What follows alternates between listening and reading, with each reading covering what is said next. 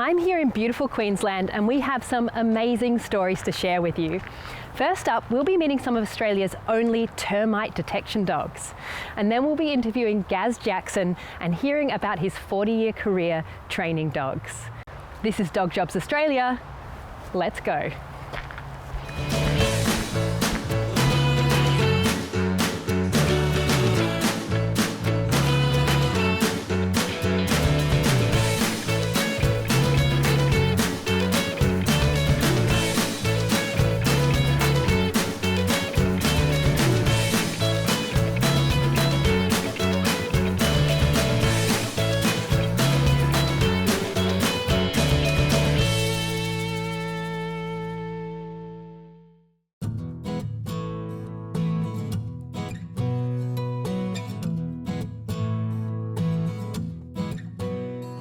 Today I've travelled a little north of Brisbane to the suburb of Bray Park. I'm meeting some folks who found a pretty unique way to incorporate detection dogs into the fight against, of all things, termites. Keeping properties across southern Queensland free from these tiny critters are two of my soon-to-be newest best friends, Elsie and Beau. But first I thought I'd catch up with the people behind this interesting initiative. I'm here with Brett and Megan from James Pest Termite Solutions. I'd love to hear a bit about how you got into using dogs in your business. So, I don't know, just it was a thought I had about improving our business and making us more efficient and being able to find those termites that other companies couldn't find. Yeah, great. And yeah, just did some research and found people that bred this type of dog for this type of reason, and yeah, and eventually ended up with purchasing Elsie. So you had been in the pest control business for quite a while? Yeah, 20 odd years. So, oh, right, yeah, right. Yeah, so. And to look for termites traditionally, what sort of stuff does that involve? So our normal tools are what we call a sounding stick. So it's going along and tapping all the timbers in the house. Okay. Thermal camera, which allows us to see hot and cold spots. And then we have normally moisture meters and stuff like that. Right, so there are a few tools, but it sounds like it's kind of using your human expertise, which we know our senses are not quite as good as a dog. So Absolutely. Listening to the tap of a stick, I imagine the success rate is not 100% there. Look, there's room for error for sure. And you don't know, when you walk away from that house, you don't know if you've actually found everything you need to find. So using the dogs, once you've gone through, that you've done a very thorough inspection, and you can walk away happy that you've either found the termites or you haven't. So because when you're looking for termites, I suppose it's not like other pests that you can maybe see a mouse running by or droppings or anything like that. No. They're behind a wall or like in in that floor. So termites are blind and they don't like sunlight, and they always are contained behind the walls, and they travel within mud tunnels, so they don't expose themselves to the outside normally. So it's quite amazing, isn't it, to think that the dogs, their scent is so good that they can track not just an animal that is right in front of them, but through that mud tunnel, through a wall even, and they're still. How accurate would you say the dogs are? Normally they're around 90%, 97% when they're fully trained. So it's incredible. Absolutely. Termites give off a pheromone, so and that's what they're actually smelling when they're detecting. So So you mentioned that you have a specific dog breed that you work with. Yes. What dog breed is that? So we use the working Cocker Spaniel, which is, they come from the UK, which they used to use for gun dogs to retrieve the pheasants when they were shot. So So I'm familiar with a Cocker Spaniel with the kind of floppy hair, kind of dopey looking, maybe a bit silly kind of dog, but that's kind of different. No, it's different. Yeah. So the difference is that's more of a show cocker. Right. They have longer ears, a lot more furry, probably a bit bigger dog. So yeah. And maybe the show ones are kind of bred for a nice soft life where they're not, maybe not working quite so hard. Yep. Look, they're probably They don't have the drive. No, they don't have the drive that the working Cocker Spaniels have. So yeah. And do people ever book just to meet the dogs, do you think? Absolutely. We have people that call us up based on finding us on the website and seeing Elsie in the photo with Brett, and they'll ring up, and it's a very unusual thing. So people are curious and they want to know what is this dog, what does she do, what's her purpose, and then when you explain it to them, they just think that's quite unique. They don't really know it's a thing, do they? So, no, I mean, it's not commonplace. So people, even we have people come to our house tradesmen and whatnot, and you'll talk to them about it, and they're like, it's the most bizarre thing, and it doesn't make sense to them because they think of a working dog as being a police sniffer dog or something like going that. Going out herding cattle. Or sniffing out drugs, and it's like, no, they find termites. And so it's definitely a very unique thing that people are it's a real unique selling point because you've got the cuteness factor. Yeah, she's very cute. It's very cute. The unusualness factor, and also that the added efficacy that 97% success rate is Absolutely. like a huge advantage. Yeah. And it's not just Elsie. So how long ago did you get Elsie? Elsie's 2 years old, so we've had her pretty much for that time. And then we have Bo, who's probably 5 or 6 months, and he's the next one coming through. So yeah. Oh, so he's still learning. He 5 or is. 6 months, he's definitely learning. Bit of a young rat bag. Yes, and they're very much. different personalities too, both of them. Yep. Elsie's very full on; she just doesn't stop. Whereas Bo's a lot more placid. He'll calmly sit beside you if he's not working. But Elsie's like a real wiggle bum. She doesn't sit still. And you're getting them from the same sort of lineage. They'd have some distant blood ties. Correct. Yeah. But they are quite different in personality. There's only a handful of breeders in Australia that breed this type of dog. So yeah. What does the training actually look like for you? So training, we have what we call a dog wall. Okay. With many holes in it, and there's odour behind certain holes. So the wall is like, I guess, replicating a wall in a house. Absolutely. And so once they detect on that odour, they normally sit down or show some sort of indication that they can smell the odour, and then they get a reward. So, what reward? Is it food? With Elsie it was a ball. Okay. With Bo it's food to start with, and then later on we can progress into like a ball or a play toy or something like that. Some kind of play object that's really enriching for them. Yes. And I'm presuming you're training them on termites. Yes. Termites? So we go and collect our own termites. Okay. Having a pest business, we always come in across You've termites. You've got a ready supply, I suppose, haven't you? Yes. Pet termites.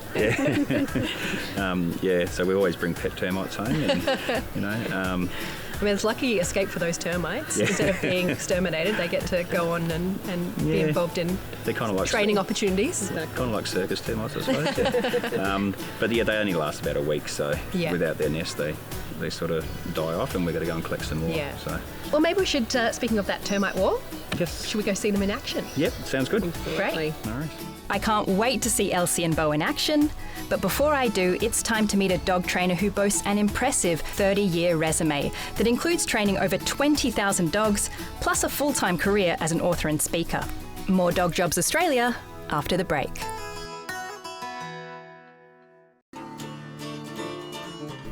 I'm currently in Brisbane, Queensland, catching up with legendary dog trainer and author Gary Gaz Jackson, who lists among his achievements having trained the first megafauna fossil detection dog, the first and second koala detection dog, and even Australia's first cancer detection dog. And that's just for starters. Gary, you have had a really long history with dogs. It's been an incredible history. Yeah. What a life. Yeah, you have managed to condense it into your third book you're now coming out with. Yeah. But it feels like you could just keep writing from what I've read. You have had too many stories to be able to fit into those two little books. Yep, there's some incredible stories. My first book actually was 2015, and the Duology, which is a two-book, comes out this year in 2022. Wow, very exciting. So maybe you will start off by just telling us how you first started in dog training. My dad was a dog trainer before me. Okay, so sort of in the blood maybe? It was in the blood, yeah. And then I continued on as a teenager. So I've been training for nearly 40 years now. Wow, that's pretty good innings. It is, and it's 36 years full-time training. We had a big kennel facility, so basically I've trained over 20,000 dogs. 20,000? 20,000 dogs. Get your head around that one. time. Yeah. It's a big number, but this was every day you would train in several dogs, and this was protection dogs as well as the obedience and behaviour dogs, in-kennel training as well as all behaviour problems. So there's a lot of dogs. That's an incredible way to learn, isn't it? Because the exposure to so many different dogs yes. for so many different purposes. Yeah, you'd have to be pretty sharp as a trainer to, or at least develop the skills to work with all those different dogs. It takes a lot, and when you have a kennel facility where you've got like 20 of your own dogs in that you're training for protection work to send overseas, and several detection dogs, and probably anywhere from 10 to 15 to 20 dogs coming in every week for obedience training, plus all the other dogs, and this is what we're doing every single day. So basically 50 weeks of the year for 25 years, I was training dogs. I've got 2 dogs in my house, and that's a bit of a handful sometimes, so yeah. I can imagine. Yeah. So you at the kennel facility, obviously you're working with other companies that training dogs for them. Yeah, and it gave me the freedom because actually I was a prisoner in the kennels, but it gave me the chance to be able to train a lot of other detection dogs and do the things which I loved as well. So as well as supplying a lot of dogs overseas, I was also doing a lot of experimental work with detection dogs, and that was where I had my passion. I just loved doing detection dogs, and I actually started off with the search and rescue dogs and the bloodhounds, which is the best search and rescue dogs ever, and then from there I went into the cadaver dogs. And if you remember, God, it would have been 30 years ago, the backpacker murders, the Ivan Milat backpacker murders. I had the first Ivan Milat. So I had the first cadaver dogs, and I think they were featured on Australia's Most Wanted many years ago. Yeah, and that's quite a time ago. Because I know in Australia, cadaver dogs is relatively recent, so they must have been real pioneers. I was the first one in Australia to train the cadaver dogs. Wow. Yeah, back in 1991. And they did alert. They were. There was a lot of there was a total of 7 bodies found. I think there was actually more bodies down there than that. But once the arrest happened, we were back down there again doing searches of all the Milat's houses and things like that. Yeah. So it's quite an interesting, infamous time in Australian history. Yeah, and in the early 90s, that is a really cutting edge for a lot of technology. It was when DNA testing was first kind of becoming official as well. Yeah, and GPS as well. Yeah. GPS in the sites, and it's the first time I've seen that as well. I feel like if you were a serial killer, that would be a time when you'd start sweating. Suddenly you've got the cadaver dogs, the blood testing, and you might not be getting away with stuff as much. That's right, yeah. And what actually happened from there, if you fast forward at, say, 25 years, I then started experimenting with doing dogs for archaeology, because my teacher over in America, Bill Tolhurst, he had the oldest human remains found in history. It was 176-year-old bodies from the Civil War, and it was the Battle of Snake Hill in Canada, and that became the oldest, human remains find. So then, when I started training on old Aboriginal bones, with the permission from the group and also the museum, we end up doing some tests with the dogs there, and we end up locating a Aboriginal skeleton that was buried 2 metres deep and was 600-year-old, and it was also DNA tested as well. Wow. So it ended up making some great progress there, and now people around the world are actually doing it. We've got the little coat from the archaeology detection dog. Yeah. So I presume that the ones who are searching these historic remains, it's different training than just the cadaver dogs. Yeah. You actually need that aged material? With the cadaver, you're actually training on decomposed flesh and different stages of decomposure, as well as the bones. With the archaeology dogs, you're just training on dry bones. So at the kennels there, we actually got a graveyard built where we had a scent chamber that we can slide some bones in there, and we had piles of dirt that were up to 6 foot high over the top of them. So the only way they could vent would be through the soil, and that's where we had Migaloo. And Migaloo's actually right here on the cover of the book. Migaloo with the Aboriginal flag on. Yeah. And we trained her in this purpose-built graveyard, and she did absolutely sensational there. And that's when we're able to go and do a lot of searches with her. But a lot of it was experimental because no one was doing it. This was the first in the world. Yeah.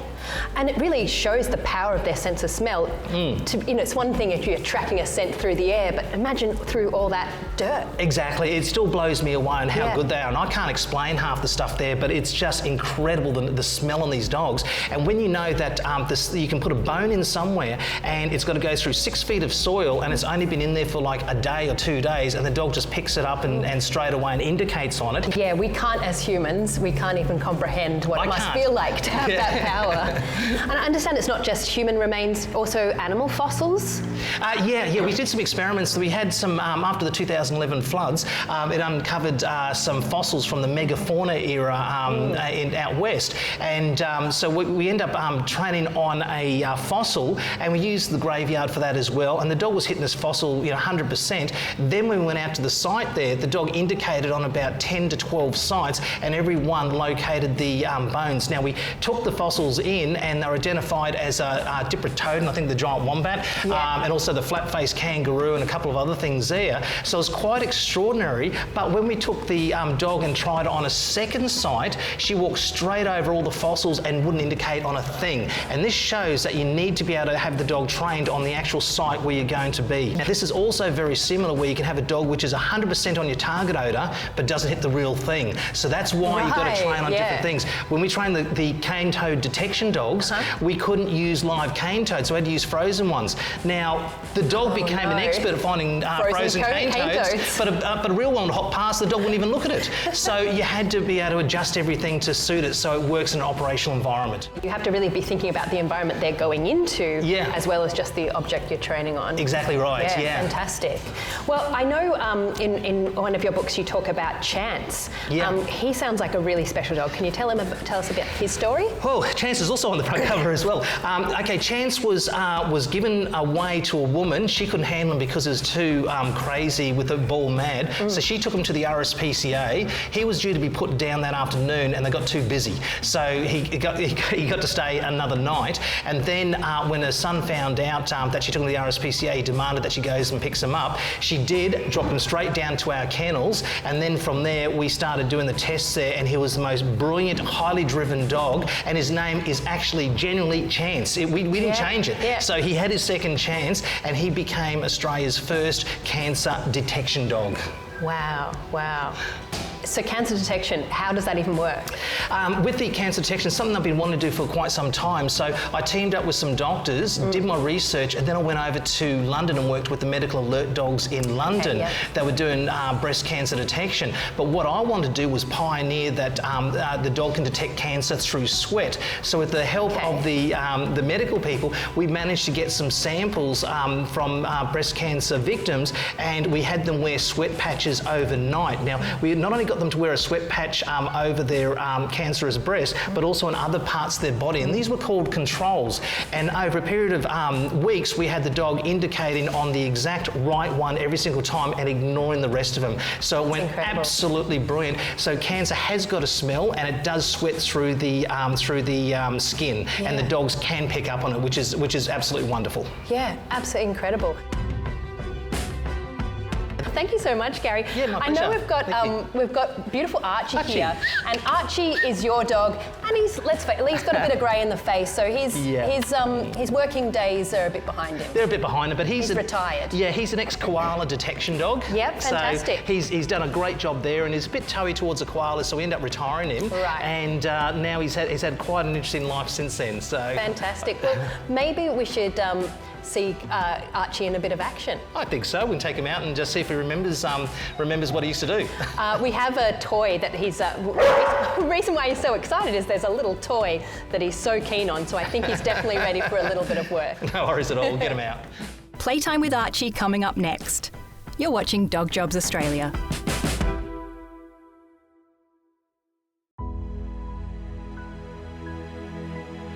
It's time to head back to check in with Elsie and Bo from James Pest Termite Solutions, two of Australia's leading termite detection dogs. And now I'm about to see them go to work. So Josh, how long have you been working with Brett and Megan? I've been fortunate enough to be working with these guys for about a month now, and in that time I've been really happy with what we've been able to achieve with Bo and Elsie, and just keeps going strength to strength, and I think we make a pretty good team. So yeah, so your background is in dog training. Yep, so I started dog training in Victoria about 8 years ago, and I was working mainly with Victoria Police and the AFP, and I branched out and did a bit of detection work and stuff, and now I do mainly obedience and behaviour modification here in Queensland. So okay, and so you've got your own company, the Australian Working Dog Providers. That's the one, yeah. Yeah, wonderful. Yeah. And so a big focus for you is working dogs. Yeah, it's my passion. I'd definitely say that, and it just makes work easy, and it's definitely the most enjoyable thing that I think I can do as a dog trainer, and I really love it. And as a result, I'm lucky enough to meet some really awesome people like Brett and Megan. So yeah, fantastic. What is it about working dogs that brings out that passion, do you think? Well, the passion of the dogs to perform the roles that they're bred to do. You just see, the fire in their eyes, and that's what gets me really excited about dog training. It's not so much solving problems, it's more about helping dogs achieve what they want to do. So yeah, it's really good welfare, right, for dogs to have this job that they love doing. Absolutely. There couldn't be a better way to live a life. If I died today and came back tomorrow, I'd want to be a working dog. So fantastic. Well, let's see Elsie. Let's see Elsie at work. So we can see she's scanning. Yep, she's a really advanced searcher. So you'll see that she'll search a range of low, medium and high. So right there she had a high find. And we haven't seen her alert yet? What we haven't seen her indicate, you'll definitely know. Okay. Yeah. It's a passive indication. Generally she'll either sit and stare or she'll drop and stare. Mm-hmm. Elsie, fine.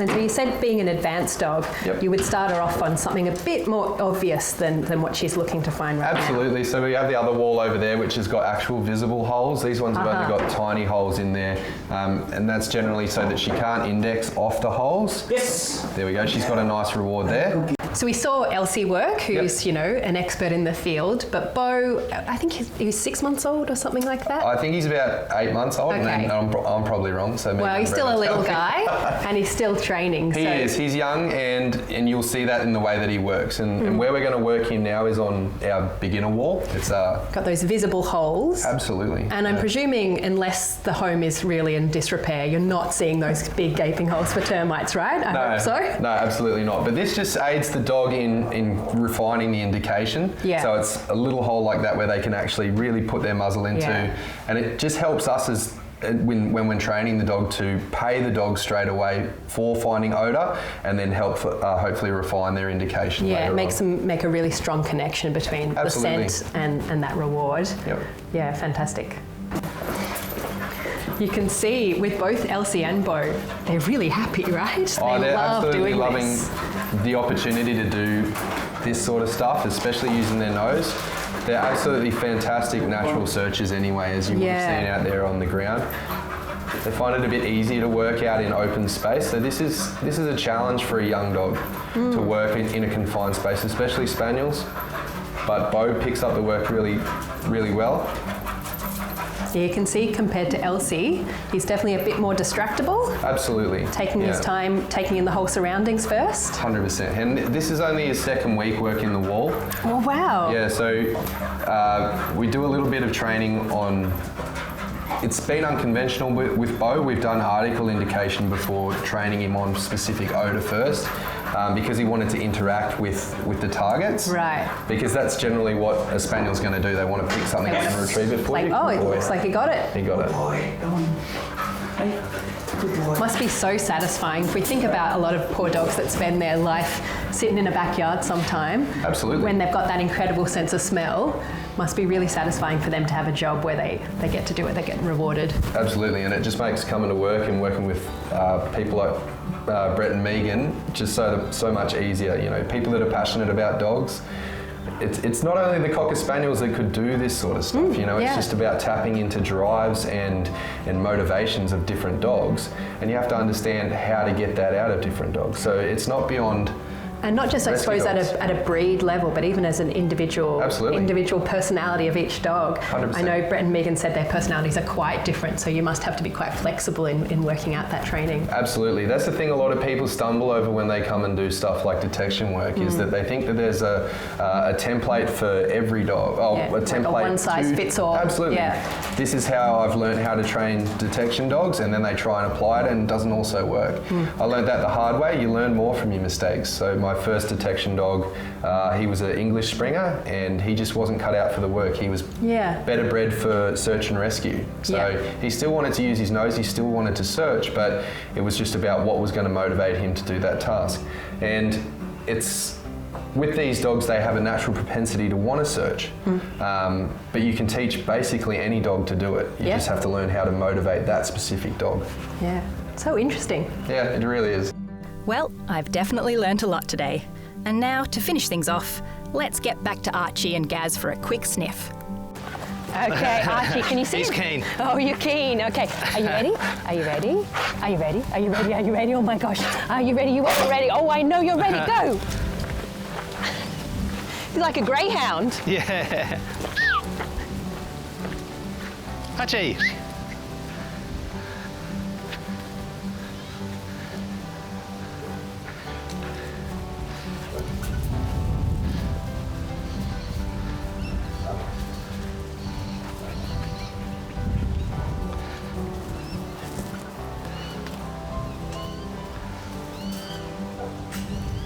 It must be quite hard sometimes not to help them out, right? Yeah, yeah. You kind of want to point them in the right direction. Yeah, yeah. But that's not the best way to do it. He's zoned in, so now he's just getting the trailing odour. He's triangulating. So, and now he's getting closer and closer, so he's zoning in on it. We've made it challenging with all these, it's been an obstacle course over here. And see how he's going downwind?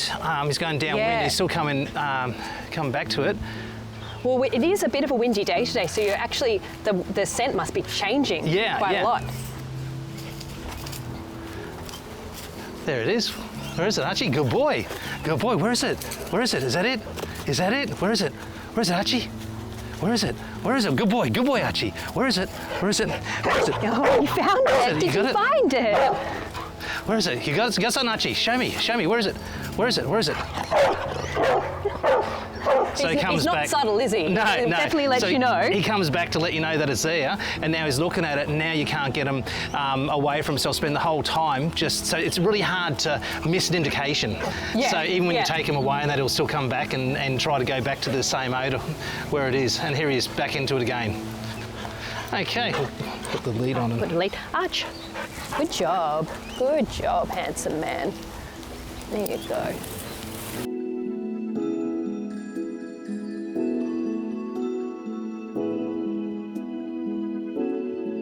No matter how many stories I hear about detection dogs, I'm still always amazed at what they can achieve. And today's of course been no exception. My name's Sarah Jones. This is Dog Jobs Australia. We'll see you next time.